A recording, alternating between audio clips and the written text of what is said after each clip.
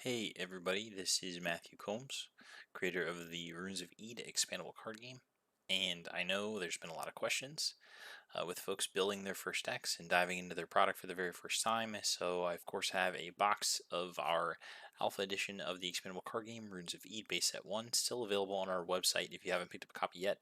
But what I wanted to go ahead and do is just go through a basic overview of what building a deck in Runes of Ede looks like, from starting with your archive to then working on the synergies that help you get to your stockpile. And so today what I'm going to be doing is highlighting how to build a Marvel deck in multiple ways and going down a line of path that lets you kind of explore some of the synergies within the faction that makes the faction a little bit special and helps you along the way when you're trying to discover the way that you want to be able to play the game, because that's the purpose of this game, is to allow anyone to identify with any one of these four factions and figure out their style of play, and then take that even further and start applying, the different tools and cards that you like from various factions and mixing them together to form something, completely different and unique that you're going to enjoy playing, with your friends and your family. So let's go ahead and dive right into the Marvel faction and of course some of our build around cards within the Marvel faction. So the first thing I like to do whenever I think about the Marvel faction is the way that the faction is designed is you have a couple of routes that you can go. So the first route that you can go is a ramp style strategy utilizing Mado the Giver and Kelchin Overpowering Assault as forms to essentially cheat on resources to help you play your larger threats ahead of schedule. So the benefits of this is that if you stick a Mado the Giver on your turn 2 and even get into a Kelchin 5, then your access to some of your more powerful cards, it gets much easier for you throughout the course of the game and allows you to kind of take over the game completely since you have so many more resources than the opponent does. The downside of this is that against aggressive strategies, Mado is incredibly inefficient. Just being a 2-cost body for only 1000 power means that you are susceptible to aggro strategies, and the ramp might not be good enough, especially if you're going second. So there's some options there that you have to weigh. The other route that you can take is you can lean into the various tutor strategies, which you have Call the Marvels and you have the Way of the Marvels. So Call the Marvels is essentially forcing you to lean into playing more 2 or less units, since it has Rummage 5 for a Marvel unit with cost 2 or less, and play it. Rummage 5 means that you look at the top 5 cards of your archive, get the selected card, and then put the remaining cards at the bottom of your archive in any order. Way of the Marvels lets you revive target Marvel with cost 3 or less. That means you can get a Marvel back from your discard pile and put it onto the battlefield, which is a really powerful effect. So these are also built around cards in which you can either lean into Call to get a lot of lower costed cards onto the table early and often and pretty consistently. And then you also have Way, which allows you to kind of build your deck around 3-cost units in almost like a more value style game. And Way of the Marvels actually pairs up really well with the one of the mythic units from the faction, Bale Steadfast, who Bale is a very powerful card, basically has to be destroyed by the opponent on site because of the amount of value he can generate. Each time you attack or block with Bale, you get to draw a card. He also has 3000 power. He has Might, which means that when he defeats an opposing unit in battle or a fight, he gains a permanent plus 1000 power counter, and then also has Critical. So that means when you attack and you deal damage, you deal 2 damage instead of 1, breaking 2 runes from the opponent's stockpile. And so, as you can see, this is a very powerful combination. Call the Marvels works really well when you start to lean into cards like Barrett Marvel Icon, where since Call the Marvels is quick, that means you can play it on both players' turns. You can pay 2, search the top 5, and then essentially prior to combat or even during combat, you can get a Barrett Marvel Icon into play, and he actually fights another unit. So again, coming into play, dealing 1500 to a unit that's in play or attacking on the opponent's turn is very powerful and can create some really interesting swings throughout the course of the game. So those are the two various, like the multiple routes that you can take with the Marvel faction. Is you can either play this sort of like value tutor style, or you can play this all-in ramp style, really trying to get to your payoff card, which for the faction, the payoff card is Jed Awakened Marvel, which is a very powerful 8-cost unit. It's one of another mythic unit that, when he comes into play, destroys all other units in play, and then also has a constant ability, which means it's happening all the time. This unit can't be targeted by your opponent's effects when it's ready. So as long as you don't have it exhausted from attacking, your opponent can't target this card. Has might, so again, when it destroys a unit in combat or via fight, it gets a permanent plus 1000 power buff, and then also has devastate, which means when it attacks and it's not blocked, then the attack's going to go through for 3 damage instead of 1, breaking 3 runes from top of the opponent's stockpile, which is a third of their actual life total. So Jed, Awakened Marvel, very powerful card, and worthwhile, I think, regardless of which way you go when it comes to deck building with the Marvel faction. So for interest in today, I think I'm going to go down the route of trying to build a more value-based Marvel deck. And I really think I'm going to be leaning into the way of the Marvels, since I want to make sure that when I'm playing against aggressive strategies, I have a really easy way to be able to play the game and not really have to worry so much about the aggressive strategies being able to take advantage of the fact that I'm playing weaker units in the early game with the ramp cards, and instead I'm playing cards that are impactful to the battlefield at any single turn in the game. So the first thing I'm going to do is I'm going to start with 3 copies of Bale Steadfast, and then additionally we're going to go ahead and get that Way of the Marvels out, and we're going to just go ahead and start with 3 copies of Way of the Marvels.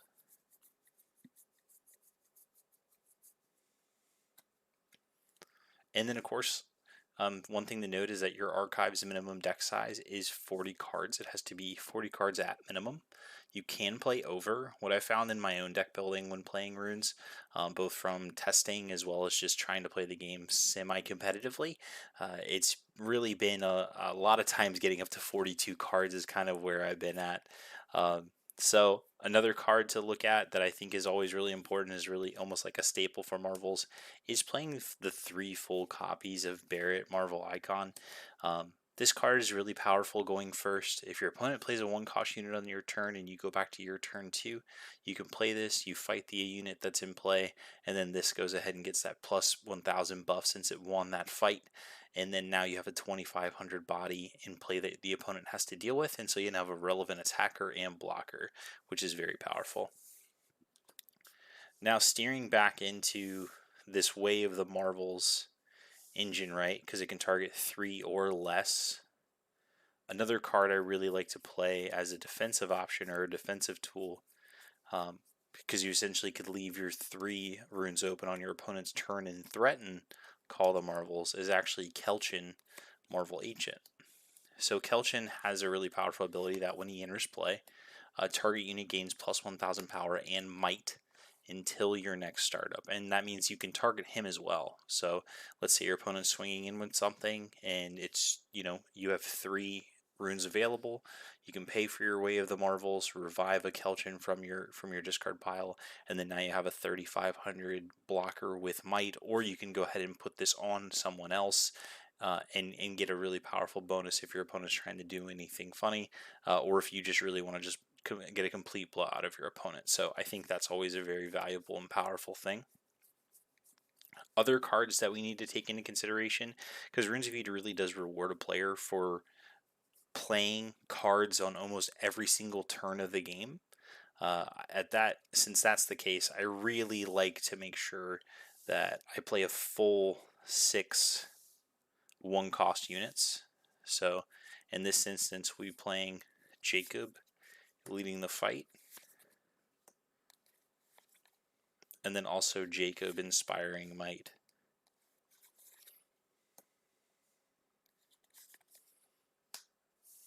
So Jacob leading the fight is a 1-cost unit with a constant ability that states whenever a unit you control would gain power during your turn from another card's effect, that unit gains an additional plus 1000 power until end of turn. So again, some interesting plays here, right? You can already see that coming together.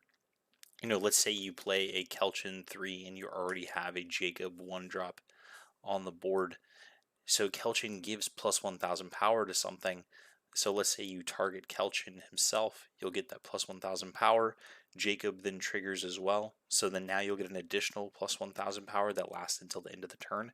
So now Kelchin comes into play and is a 4500, you know, unit that has might, so he's overstated, so it's incredibly powerful. And Jacob also has a lot of synergies with some of the other cards you'll see, and works really well with the keyword might, which is the keyword of the Marvels. So Jacob is definitely one of the flagship cards for the faction. The other one cost unit we're going to be playing, of course, is the other Jacob. I love the art on this card. Again, Win Art does incredible work for us, and this was probably one of my favorite arts in the entire game. But Inspiring Might is a constant ability. The first time an opponent plays an event during your turn, you may draw a card. This is really great whenever you're playing against factions that try and play quick events like the Intellects, so you can kind of punish them and force them to make some plays that they don't want to, because it allows you to draw a card. And then on play, you can target a unit and it gets plus 1000 power until the end, until your next startup phase, so you can target itself or another unit that you have in play. So we're going to play all 6 1-drops. Again, I think very important to do. Next, I really like to look at some of the event cards, aside from the ones that we've already gone over. And probably the most important event card for the faction is Clash of the Titans. Another really great piece of art here. But Clash of the Titans is an event card which you can play during either one of your main phases. Note that it isn't quick, because it doesn't have the lightning bolt indicator next to the card type or in the effect box. So you can play this during your main phase by paying 2, one specified Marvel rune. You put a plus 1000 power counter on target unit you control, and that's a permanent plus 1000 power buff. Then that unit fights another target unit. So this is one of the cards, it's kind of the linchpin of the faction, because it really allows you to pick up momentum with your might triggers. So for instance, you have a Bale Steadfast in play. You give him a plus 1000 power counter, taking him to 4000 power total. You then fight an opposing unit. You win that fight. Bale's not destroyed. You get an additional plus 1000 power for the might trigger for the turn. So now you have a 5000 power 3-cost unit in play. That is just a terror on the battlefield for the opponent to deal with. So Clash, definitely a linchpin of the Marvel faction, so you have to play 3 of those as well. Going back into our mythic units, we are going to be playing 3 Jed Marvel Caretaker. So Jed is, he has a 4-cost unit, which is Jed Marvel Caretaker, and then he has the 8-cost unit. This card is just a 4-cost unit that on play, you give a unit plus 1000 power, and then it a unit with cost 3 or less plus 1000 power, and then it fights target unit. And then removed, which means if it leaves play for any reason, you put the top rune of your stockpile into play exhausted. So again, it's another ramp effect. This card just drips value, because on play you get to have a fight forced with one of your 3-cost units to gain some advantage. When it's removed, you get to ramp a rune exhausted, and then also you have a 3500 power critical attacker, which means that if it gets in for damage, it deals 2 instead of 1.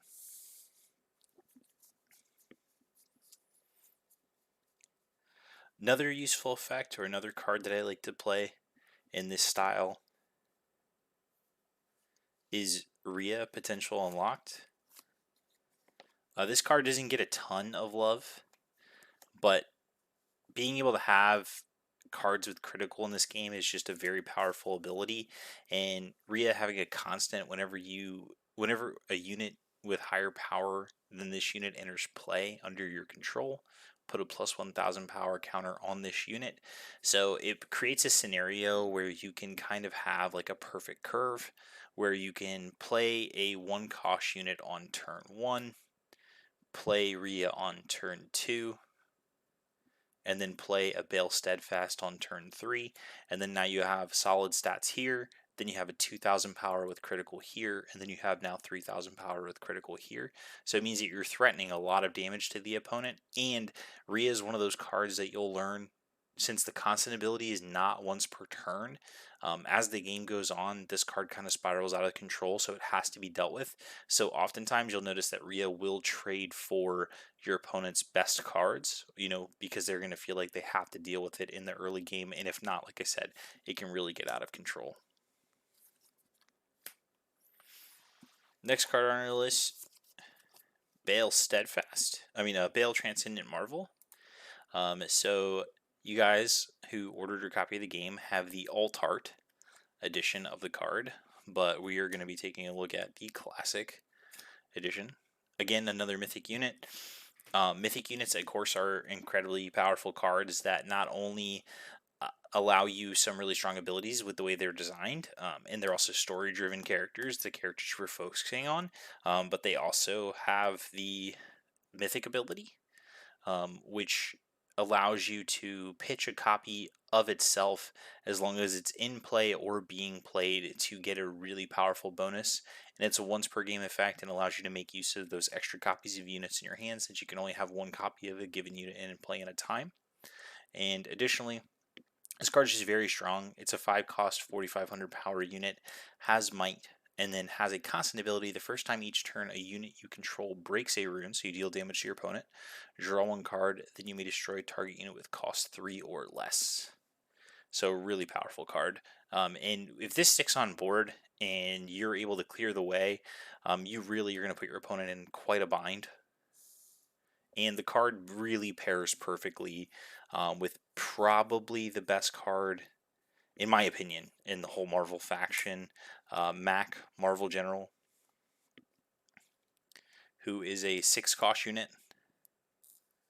On play, you fight a target unit, and then if that unit is destroyed, this unit fights another target unit. And not only does it have that really powerful ability, not only does it have might, but it also has the keyword overwhelm, which overwhelm means that if the attack is partially blocked, the damage that would be assigned still goes through and deals damage. So for instance, Mac doesn't have critical or devastate, so if Mac swings, the opponent blocks with a lesser power unit, that unit is destroyed and your opponent still takes damage.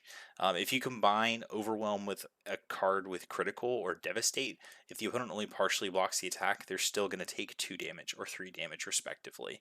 So Mac Marvel General is definitely a card you want to be playing. Like I said, probably the best card in the entire archetype. Let's see where we are at cards-wise in the deck itself.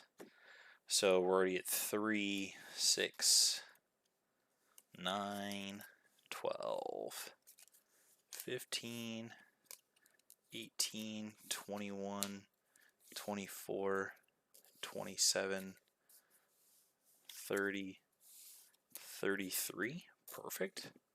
Moving right along.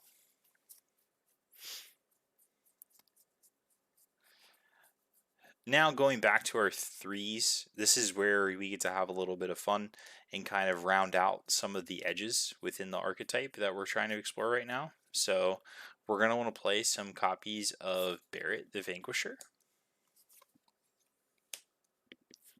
Barret the Vanquisher is a card with critical 3-cost unit, and on play you can look at the top 3 cards of any stockpile, then place them back in any order.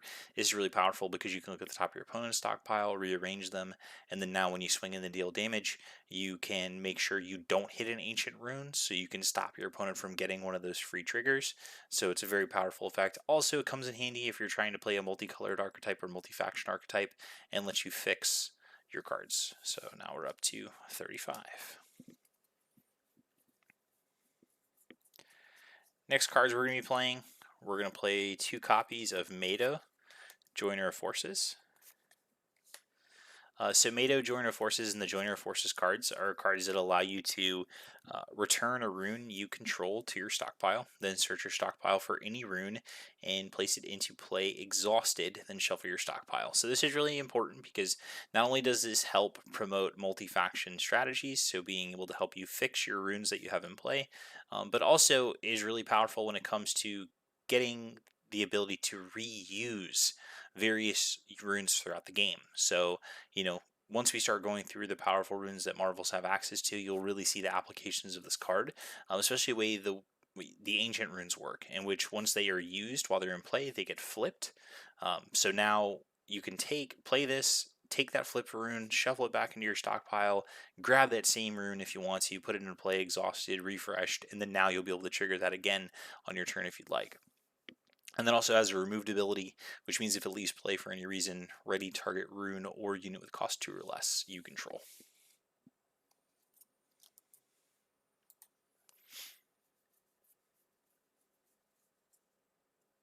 Next card, we're going to play 2 copies of Foz Unrelenting. This is after the Frisco Foz. This card is a 4-cost unit that is just straight value because he has might, and then also has a constant ability that he doesn't have to exhaust when he attacks. So you get to go ahead and attack with it, and then you can block with it on the next turn and create this brick wall. So very powerful card. Then we're going to play 1 Joko, Marvel Ancient, 5-cost unit. Has Overwhelm, so again, when you attack with it and it's partially blocked, you're still going to deal that point of damage to your opponent. And then when removed, so if it leaves play for any reason, you can revive target unit with a cost 3 or less and put a plus 1000 power counter on that unit. So it just helps synergize a little bit more with the way of the Marvels and getting those 3-cost units into play to help you accrue value and making sure you can get your Bale Steadfast back. And then we're going to play, since we're not playing a super heavy late game deck, we're playing more mid-range style. We're going to play 2 copies of Jet Awakened Marvel in the main deck. Again, incredibly powerful card. It is a mythic unit, might devastate. And then there's also a trick you can do with some of the ancient runes to make devastate even more deadlier. So I'll show you that momentarily. And then of course the constant ability, really powerful, and then on play to destroy all other units. One thing that's interesting as well that you'll notice in Runes of Ede is that you'll see some cards that have a lock next to some of the effects. This means that this effect must happen, whereas otherwise you do have the option of resolving effect, but if it has the lock, that means you must resolve it. So something to keep in mind. All right, so now we've constructed our stockpile, which features 2 Jeds, a Joko, 2 Foz, 2 Mado, 2 Barrett, 3 Mac, 3 Bale, 3 Jed, 3 Clash, such a good card, 3 Jacob, the other Jacob, 3 Rhea, 3 Barrett, 3 Bale 3, 3 Kelchin 3, and then 3 Way of the Marvels, which we are trying to build around. So that is our stockpile. Now that is our archive. Let's go ahead and work through what we want our stockpile to look like for this faction. So one thing to keep in mind when you're building your stockpile is that your stockpile can only contain 9 ancient runes. You can only play up to 3 copies of any given ancient rune in your stockpile. So looking at the ancient runes that we have access to, we have access to the Ancient Rune of Empowerment, which this rune, when it's broken, so that means when it's flipped from the top of your stockpile into your damage pile, you get to trigger the action ability for free. And the action ability, which if it's in your resource area, you can pay 3 and flip this rune face down, and then choose a unit control with cost 3 or less, put a plus 1000 power counter on that unit, and it gains might until end of turn. So again, really plays in that strategy of buffing your smaller characters, and really plays well kind of with the strategy we're thinking of. So this is definitely something we're going to have on our radar. The next one is Ancient Rune of Evasion, which has, of course, same thing, the broken keyword, and then also action, pay 2, flip this rune face down. Marvel units you control with cost 3 or less can't be targeted by your opponents until your next startup. So this is great if you want to start your turn with this. Say this is in your resource area, you can pay 2, and you can use the rune to pay for it as well. So you pay 2, flip it over, and then now your 3 cost or less units can't be targeted until the beginning of your next turn. So this is great because ancient runes also can't be responded to. So if you are either activating this ability or the broken ability occurs, your opponent doesn't have the chance to respond to then target one of your 3 cost or less units. So this rune ends up being pretty powerful in a lot of spots. Next we have the Ancient Rune of Eternity, which action 3, flip this rune face down, restore a Marvel event with cost 2 or less. So incredibly powerful with Clash of the Titans. Allows you to keep rebuying it and keep using it out throughout the course of the game, which people hate because when this gets flipped into your damage pile and you get to do this for free, you get to get that card back in your hand, and then now your opponent knows that you have a way to deal with something on their board. It can be pretty demoralizing, and it feels great as the Marvel player to be able to get that action for free. But even just paying for it when it's in your resource area, just very strong to be able to just buy back that event card and then didn't deal with something on your opponent's board. And then Ancient Rune of the Bold, which has action 2. Flip this rune face down, exile 3 cards from a discard pile. If you exile cards from your discard pile this way, target unit you control gains Overwhelm until end of turn. And as we mentioned before with Jed, Awakened Marvel, right? Having Devastate's really powerful. But let's say you have Jed in play, and then you actually trigger this action ability while this rune's in your resource area. You then can give Jed Overwhelm, and then now if your opponent only blocks with a smaller unit, you're going to deal 3 damage to them no matter what. So of course, very powerful combo. And then also just the rune being able to exile cards from your opponent's discard pile is very strong, because discard pile hate is probably one of the best tools that you have in this game to deal with some of the more powerful strategies. So when determining what our 9 are going to be, I really do think Ancient Rune of Empowerment is a full 3 of in this deck, because we were playing a lot of 3-cost units and less. I do want to play 1 copy of Ancient Rune of Evasion just for the value. And then otherwise, I do like the full 3 copies of the Ancient Rune of Eternity, just because the value is so high. Being able to get back Clash is just so good for the faction. And then I think we're going to round that out with 2 Ancient Rune of the Bold. And so that brings us to our full count of 9 Ancient Runes. And then of course you play your 9 basics.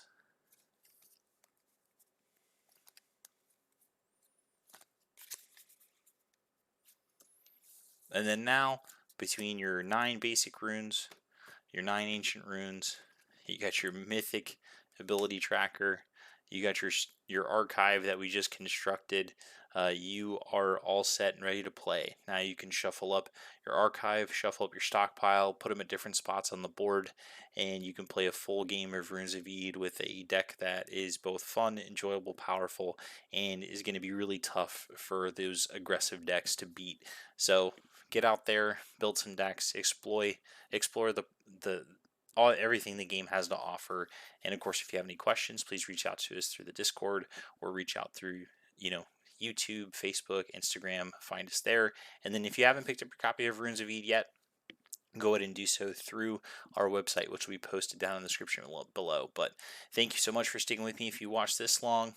Hope you guys enjoyed it. Hope you learned something. But anyways, hope everyone has a great night, great week. Okay, thanks. Bye.